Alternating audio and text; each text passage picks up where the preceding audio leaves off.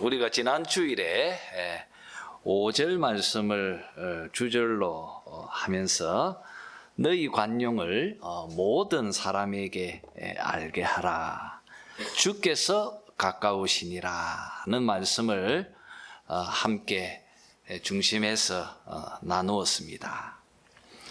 여러분, 관용이 낯설고 좀 어색한 이 빌립보 시민들에게 이 관용을 보여준다는 것 쉽지 않을 것입니다. 그러나 포기하지 말고 낙심도 하지 말아야 합니다. 왜냐하면 주께서 가까이 계시기 때문입니다. 그래서 우리가 가까이 계시는 주님께 기도하고 또 간구하면 가까이 계시는 주님께서 들으시고 또 응답해 주실 것입니다. 그래서 바울은 기도하라고 권면한 것입니다. 기도하면 하나님의 평강이 너희의 마음과 생각을 지켜주실 것이다. 그렇게 말하고 있었습니다. 이렇게 바울은 빌립보 사람들에게 너희 관용을 보여주어라고 명하면서 8절 9절에서 어떻게 하면 이 관용을 빌립보 시민들에게 보여줄 수 있는지 그 두 가지 방법을 제시하고 있습니다. 자, 먼저 첫 번째인 8절 말씀을 살폈으면 합니다. 여러분, 바울은 끝으로 형제들아, 너희 관용을 빌립보 시민들에게 보여주기 위해서 이와 같은 것들을 마음에 품고 생각하라고 그렇게 권면합니다. 여러분, 이 8절에 있는 이것들을 생각하라고 그렇게 말하는 이 단어의 뜻은 묵상하다 혹은 또 집중하다. 여러분, 이 공동번역, 이 천주교의 성경인 공동번역에서는 이 마음을 마음속에 품으십시오. 생각하라는 말을 마음속에 품으십시오. 이러한 것들을 마음속에 품으십시오. 라고 그렇게 번역하고 있습니다. 어떤 것을 마음속에 품어야 합니까? 그것은 8절에 있는 것처럼 참, 그리고 경건, 그리고 옳은 것, 그리고 정결, 그리고 사랑, 그리고 칭찬받을 만한 것, 또 덕, 그리고 기림, 이런 것들이죠.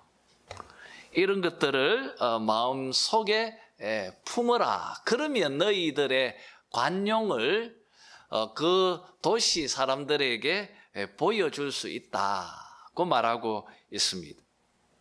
여러분, 지금 바울이 소개하고 있는 이 덕목들은 모두가 다 헬라 철학에서 매우 많이 언급하고 있는 빌립보 지역 사람들이 가지고 있는 보편적인 덕목입니다.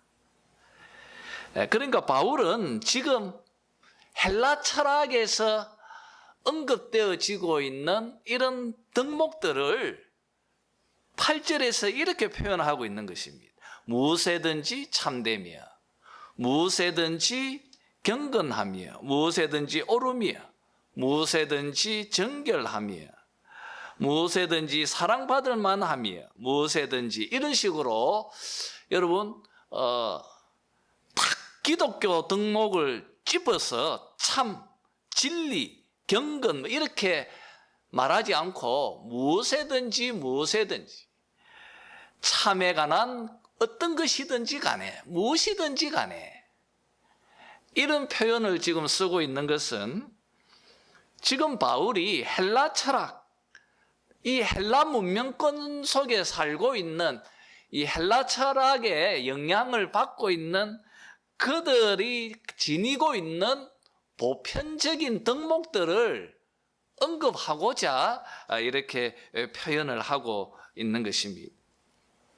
여러분, 바울이 이렇게 말하는 이유는 이 불신자들인 이 헬라 문화권에 살고 있는 빌립보 시민들에게 기독교라고 하는 것은 참 매우 어색하고 낯선 종교였기 때문입니다. 한번 생각해 보십시오. 불신자들인 그들에게 이 교회의 뛰어난 특성을 어떻게 드러내 보여줄 수 있겠습니까? 또 그들에게 교회의 복음을 어떻게 전달해 주어야 하겠습니까? 바울은 여기에 대해서 지금 8절로 답을 주고 있는 것입니다. 그것은 너희들이 그들이 중요하다고 생각하는 이 탁월한 도덕적 가치들을 너희들도 마음속에 항상 품으면서, 그러면서 너희들이 빌립보 사람들보다 훨씬 더 뛰어난 존재들이고 훨씬 더 고상한 존재들이, 너희들이 그 특성들을 마음속에 품으면서, 그러면서 그들로부터 존경과 호감을 받을 수 있도록 너희의 관용과 너희들의 자애로움을 보여주어라. 지금 말하고 있는 것입니다. 여러분, 우리가 이 귀절을 좀 오해할 수 있습니다. 어떤 오해냐면, 바울이 혼합주의와 다원주의를 이 귀절로 지금 인정하고 있는 것이 아닌가, 그렇게 말할 수 있습니다. 여러분, 지금 바울은 무작정 헬라 사람들이 가지고 있는 어떤 무엇이든지 참된 것, 무엇이든지 경건하고 무엇이든지 정결한 것, 이런 것들이 교회 속에서 무분별하게 수용되어지고 받아들여라고 말하는 것이 아닙니다. 그리고 그들이 가지고 있는 이런 특성들을, 또 그들의 어떤 개념이나 생각들을 가지고 복음을 해석하고 성경을 해석하고 이해해서는 절대 안 된다는 것입니다. 왜냐하면 역사 속에서 그런 시도들이 많이 있었기 때문입니다. 헬라 철학의 용어와 또 그 설명들, 또 어떤 그 도식들을 가지고 성경을 해석하고 또 성경을 또 이해하려고 하는 시도가 많이 있었기 때문입니다. 오늘 말씀은 그것을 지금 허용하고 있는 말씀이 아니라는 것입니다. 또 바울은 이런 혼합주의뿐 아니라 다원주의를 지금 수용하고 있는 것도 아닙니다. 빌립보 시민들이 가지고 있는 그들의 문화와 그들의 풍습, 그들의 어떤 전통, 그들의 철학들을 교회가 폭넓게 수용하라, 그런 말도, 그런 다원주의를 지금 가르치는 것도 아니라는 것입니다. 오늘 바울이 이 8절에서 이것들을 생각하라, 이 무엇이든지, 이 말이 뭐 무조건 이런 게 아니라 지금 이 8절에서 전체적으로 강조하고 있는 것은 분별하라, 분별하라. 가슴속에 품고 바른 것이 무엇인지를 너희들이 생각해 가면서 참된 것들을 너희들도 바르게 분별하라. 꼭 그렇게 말하고 있다고 생각해야 하는 것입니다. 여러분, 헬라 철학에서 담고 있는 무엇이든지 참된 것, 그들은 진리를 추구한 존재들이었습니다. 그들은 영원히 변치 않는 것은 무엇인가? 혹은 모든 물질의 근원이 되는 것은 무엇인가? 그들은 그것을 끊임없이 탐구했습니다. 여러분, 교회의 성도들은 그들의 그 참된 것을 가슴에 품으면서 분별해야 합니다. 그들에게 영원히 변치 않는 것, 그리고 모든 물질의 근원이 되는 것, 그것은 바로 우리 교회의 주님이신 우리 주 예수 그리스도 그분이시다. 그분이 바로 진리이고 그분이 바로 로고스다. 요한복음 1장에서 말하고 있는 것처럼 바로 예수 그리스도 그분이 말씀이고 그분이 진리이고 그분이 바로 로고스가 되신다.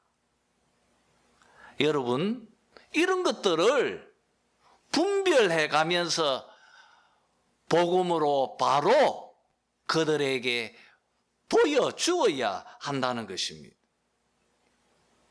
여러분, 헬라 철학에 기반되어져 있는 경건, 정결, 사랑의 개념들도 생각하고 바르게 분별해야 합니다. 성경이 가르치고 있는 참된 경건은 고아와 과부를 돌아보는 것이다. 그리고 사랑은 너희 헬라 철학에서 말하는 것처럼 인간들의 육체적이고 정신적인 그런 인간이 나누는 그런 감정이 아니라 사랑은 우리 주 예수 그리스도께서 십자가를 통하여 우리에게 보여주신 바로 그것이 참 사랑이다. 이렇게 분별해 가면서 그들에게 참된 것을 가르쳐 주어야 한다는 것입니다. 이렇게 하면서 너희들은 성경의 가르침이 그들보다 훨씬 더 탁월하고 훨씬 더 고상하고 훨씬 더 뛰어나다는 것을 너희들의 관용을 통하여서 보여주어라. 지금 바울이 말하는 것입니다. 무슨 덕이 있든지 무슨 기림이 있든지, 여러분, 기림, 훌륭한 것, 고귀한 것, 장엄한 것, 경외심을 불러 일으킬 만한 것, 이러한 것들이 너희들을 생각하면서 바른 복음, 바른 성경의 가르침을 너희들의 삶을 통하여 무엇보다도 관용을 드러내 보여주어라. 바울이 말하고 있습니다.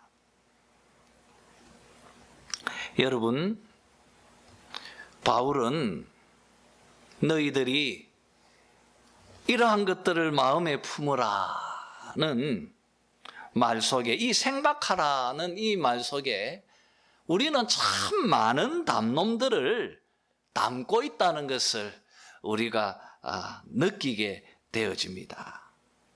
너희들이 이러한 것들을 생각하면서 너희가 편협하고 이 사회의 위협적인 존재가 아니라는 것을, 너희들의 포용과 이해심을 너희들의 그 관용으로 보여주어라.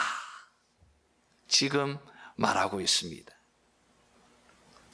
자, 그리고 계속해서 바울은 두 번째 관용을 드러내는 방법으로 9절에서 이렇게 말합니다. 그것은 너희는 내게 배우고 받고 듣고 본 바를 행하라. 나에게 배운 것, 받은 것, 듣고 본 바를 행하라. 그러면 그 도시 사람들에게 관용을 보여줄 수 있을 것이다. 지금 바울이 말하고 있습니다.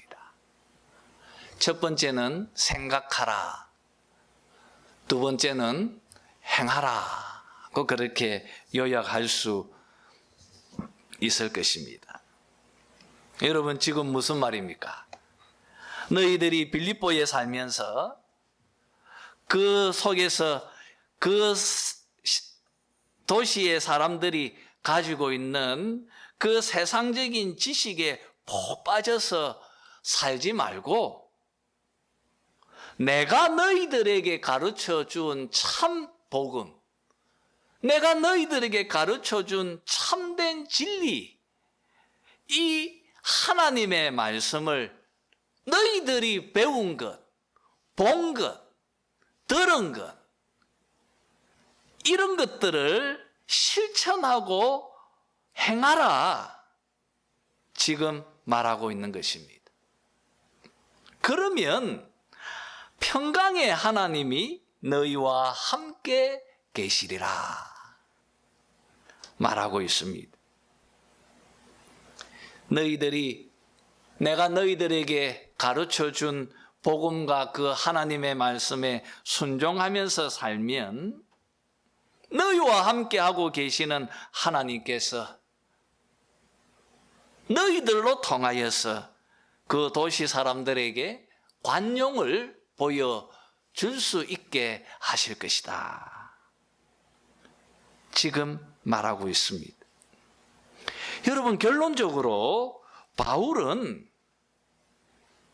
이 땅의 성품들을 너희들이 분별하고 생각하고 너희들이 훨씬 더 본질적이고 훨씬 더 탁월한 하늘의 성품들을 빌립보 시민들에게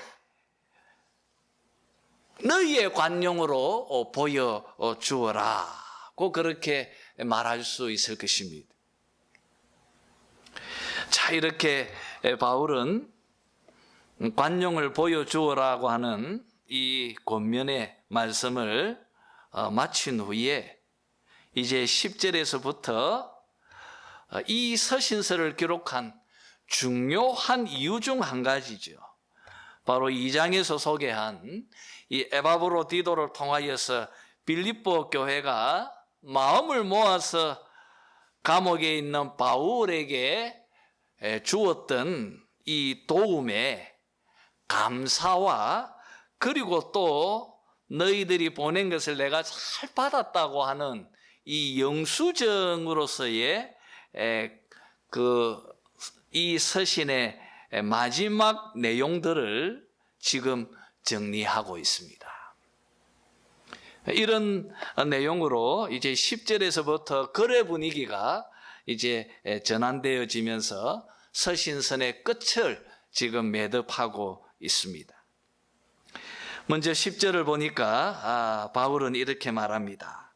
내가 주 안에서 크게 기뻐함은 너희가 나를 생각하던 것이 이제 다시 싹이 남이니 너희가 또한 이를 위하여 생각은 하였으나 기회가 없었느니라 고 말하고 있습니다. 너희가 나를 생각하던 것이 이제 다시 싹이 난 것에 대해서 내가 주 안에서 너무 기뻐한다 고 지금 이야기를 시작합니다. 특히 바울은 너희가 그동안 나를 생각 안 한 것은 아닌데 항상 너희들이 나를 생각하고 또 도우려고 생각하고 있었지만 그동안 기회가 없었느니라. 그렇게 말하면서 너희들의 도움을 내가 진심으로 기뻐하고 감사한다고 그렇게 10절로 이야기를 시작합니다. 이렇게 감사의 기쁨을 소개한 바울은 11절에서 13절 말씀까지 마치 자신이 그들의 이 도움을, 이 선물을 간절히 바라고 있었던 것이 아니었다는 것을 밝히고 있습니다. 내가 너희들이 도와주기를 간절히 기다리고 있었다는 것이 아니라 너희들이 도와줘서 나에게 큰 도움이 되고 참 고맙고 기쁘다. 지금 그런 표현으로 바울은 11절에서 내가 궁핍함으로 말하는 것이 아니라 이렇게 이야기를 시작합니다. 그러면서 바울은 하나님께서 자신을 어떻게 훈련시키셨는지 이 11절에서 13절 말씀까지 아주 비교적으로 잘 소상하게 설명을 하고 있습니다. 여러분 11절 12절을 보시면 제일 끝에 배웠다는 말이 반복해서 나오고 있습니다. 나는 자족하기를 배웠노니. 그리고 12절에서는 또 일체의 비결을 배웠노라. 배웠다고 그렇게 말하고 있습니다. 이 단어에 좀 집중했으면 합니다. 11절의 표현처럼 어떤 형편에서든지 자족하기를 바울은 배웠다.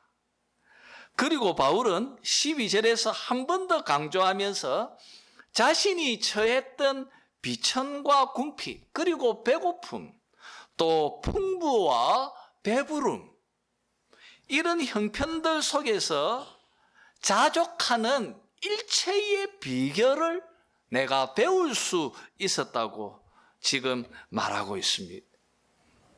여러분, 이 표현 속에서 사도 바울이 살아온 이 인생의 길을 또 우리가 한번 돌아보게 되어집니다. 여러분, 그는 로마 시민권을 가지고 있었습니다. 그리고 그의 고향은 터키 소아시아에 있는 다소라고 하는 지역이고 그는 디아스포라였습니다. 생각해 보면 그는 로마 시민권을 가질 정도로 집이 매우 부유한 집안이라는 것을 알게 되어집니다. 그리고 그는 어렸을 때 예루살렘에 유학가 와서 가마리엘 문화생으로 율법을 배운 것으로 볼 때 이 바울은 유대인들의 귀족 가문에 굉장히 부유하고 또 경제적으로 풍요할 뿐 아니라 종교적으로도 매우 촉망받는 정말 엘리트 과정을 거쳐간 아주 부유한 삶을 살아온 것을 우리가 알게 되어집니다. 이런 바울이 3장에서 면밀히 보았던 것처럼 다메섹 도상에서 예수 그리스도를 만났습니다. 복음의 부유함을 깨달았습니다. 그는 예수 그리스도에게 사로잡혀서 이 부활의 생명을 전하기 위해서 자기가 가져왔던 이 육신의 자랑거리들을 한순간에 배설물로 다 여겨버렸습니다. 그리고 복음 전하는 그 일에 자기가 뛰어들면서 극도의 가난과 궁핍 그리고 위협과 고난을 그가 겪게 되어집니다. 그가 겪었던 고난들을 우리는 고린도후서 11장 23절에서 27절에서 매우 소상하게 보게 되어집니다. 한번 읽어볼까요? 고린도후서입니다. 고린도후서 11장 23절에서 27절까지입니다. 신약성경 298페이지입니다. 298페이지.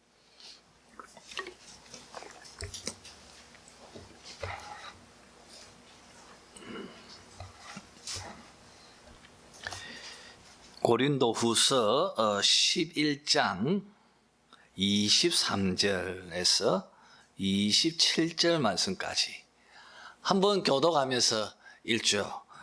바울이 겪었던 고난이 어떤 것이었는지, 그의 처한 상황이 어떠했는지 한번 교독하면서 읽겠습니다. 제가 23절을 읽겠습니다. 그들이 그리스도의 일꾼이냐 정신없는 말을 하거니와 나는 더욱 그러하도다. 내가 수고를 넘치도록 하고 옥에 갇히기도 더 많이 하고 매도 수없이 맞고 여러 번 죽을 뻔하였으니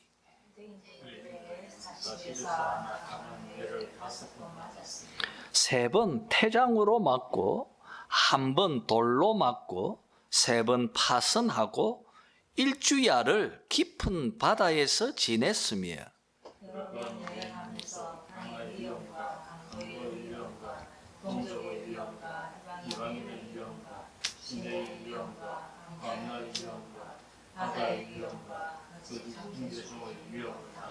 또 수고하고 애쓰고 여러 번 자지 못하고 줄이며 목마르고 여러 번 굶고 춥고 헐벗었노라.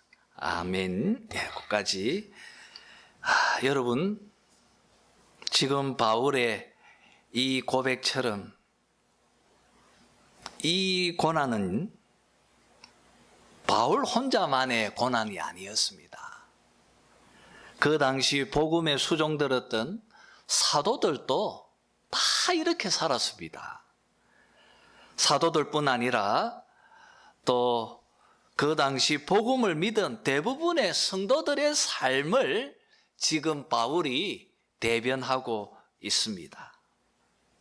이것은 초대교회뿐 아니라 2000년의 기독교 역사 속에서 수많은 핍박의 환경 속에서 믿음으로 살아왔던 우리 믿음의 조상들의 그런 삶이기도 합니다.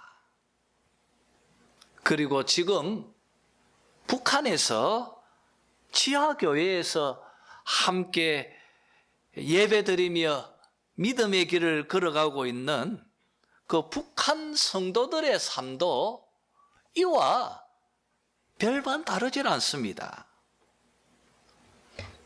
여러분, 바울이 복음을 믿고 복음에 헌신하며 살아왔던 이 삶을, 이 고난과 시련과 이 고통을 인도하신 분은 하나님이십니다.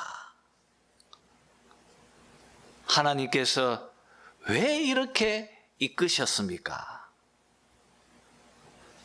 오늘 바울은 자기가 이런 고난을 겪었던 이유는 내가 자족하는 삶을 배우도록 하기 위해서이다. 자족하도록 하기 위해서.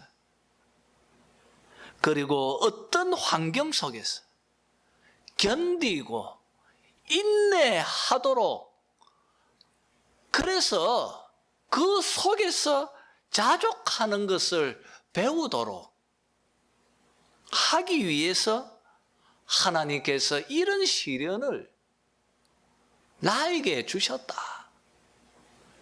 지금 바울이 말하고 있습니다. 여러분, 오늘 말씀을 보면 하나님을 신뢰하고 믿음으로 살아간다는 것은 어떤 삶인가라고 할 때 오늘 바울처럼 이런 극심한 고난과 시련의 환경 속에서 끝까지 견디고 인내하면서 자족하는 삶. 이것이 바로 믿음의 삶의 실체가 아닌가, 그렇게 여겨집니다. 여러분, 인생은 학교입니다. 하나님은 각자의 삶을 바울처럼 이렇게 훈련시키고 연단시키십니다. 그 속에서 하나님은 우리들이 배우기를 원하십니다. 무엇을 배우기를 원하십니까? 인내하며 견디면서 자족하면서 끝까지 그 하나님을 신뢰하도록, 바로 이것을 갖도록 훈련시키십니다. 지금도 하나님은 동일하십니다. 동일한 그 하나님께서 여러분을 그렇게 지금 훈련시키고 연단시키고 있는 줄 믿습니다. 로마서 5장 3절 4절을 읽어봅시다. 로마서 5장입니다.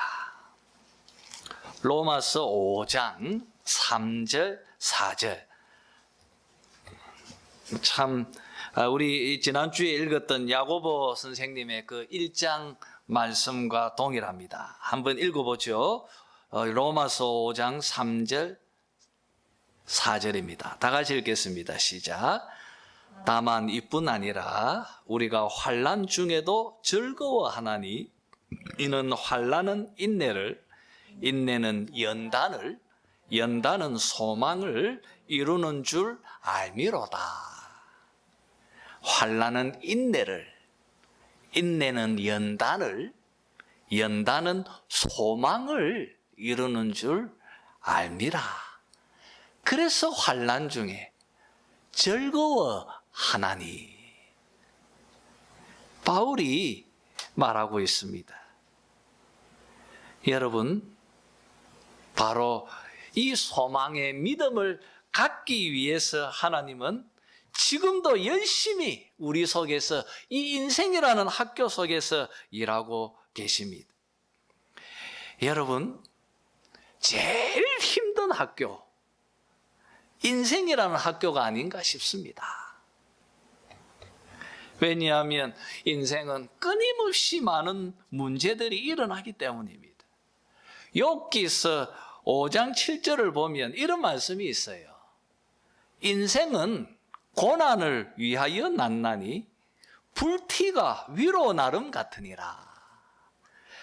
여러분, 인생은 마치 그 모닥불 속에서 타고 있는 나무와 같다는 거예요. 그래서 그 나무가 타면 끊임없이 그 안에서 탁탁 소리 나면서 불티가 탁 튀어나오는 것처럼 인생은 고난을 위하여 났나니 불티가 위로 나름 같으니라. 꼭 그와 같다는 거예요. 인생은 끊임없이 고난이 그렇게 우리 속에 찾아옵니다. 이 끊임없는 시련 속에서 하나님은 우리에게 바울처럼 기뻐하며 자족하기를, 인내하기를, 이것을 가르쳐 주시려고 일하고 계십니다. 여러분, 어떻게 하면 우리가 인내하고 자족하고 기뻐하며 이 시련과 환난을 이겨나갈 수 있겠습니까? 어떻게 하면요? 바울은 13절에서 거기에 답을 주고 있습니다. 우리 한번, 너무 유명하고 귀한 말씀이죠. 한번 다 같이 또 읽어보죠. 빌립보서 4장 13절입니다. 같이 한번 읽죠. 시작.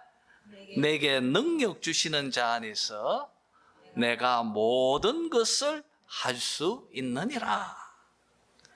얼마나 위로가 되는 말씀입니까? 하나님이 견디게 하도록 능력 주신답니다. 하나님이 이길 수 있도록 능력을 주신다는 거, 하나님이 하게 하신다. 하나님께서 힘 주셔서 그 힘겨운 시련의 터널을 지날 수 있도록 하게 하신다.